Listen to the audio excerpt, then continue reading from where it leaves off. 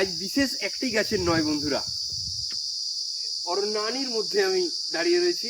তার মধ্যেখানে সরু পথ চলা পথ, নতুন পিচ ঢালা হয়েছে, চমৎকার একটা গলানো পিচের আলকাতরার সুগন্ধও পাওয়া যাচ্ছে। এবং যেগুলি আপনারা তখন আমাকে সংগ্রহ করতে দেখছিলেন, সেটি হলো এই শাল গাছের ফল। খুব সুন্দর বন্ধুরা, দেখতে পাচ্ছেন কত সুন্দর।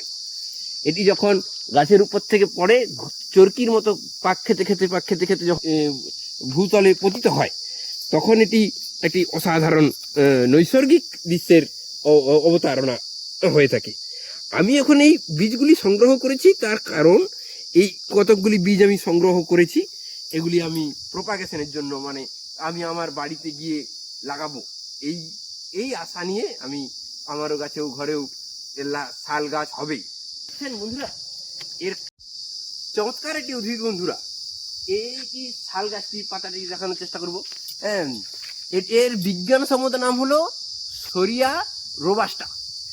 এই শাল গাছ থেকে যে আমরা লাল ধুনো বা রজন পাওয়া যায়, এই গাছটির কাণ্ডটি একটু ক্ষত যদি কোনোভাবে সৃষ্টি হয়, তার থেকে যে আঠাটি বের হয় এবং সেটি শুকনো হয়ে আমরা যে ধুনো ব্যবহার করি, তাই শাল গাছ থেকেই হয়।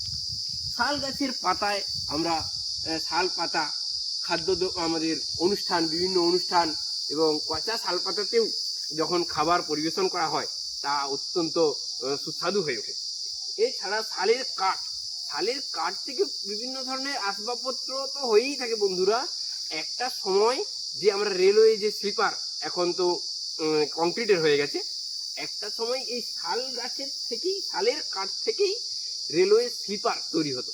অর্থাৎ শাল কাঠ একটি অত্যন্ত মূল্যবান কাঠ। এবং এই যে জঙ্গল অরণ্যানী দেখতে পাচ্ছেন বন্ধুরা, এটি একটি প্রাকৃতিক অক্সিজেনের একটা ভান্ডার। এই যে বীজগুলি আমি এখন সংগ্রহ করেছি, এগুলি আমি বাড়িতে গিয়ে রোপণ করব এবং শাল গাছ করার চেষ্টা করব। এর বীজ থেকেই সাধারণত বংশবিস্তার লাভ করে।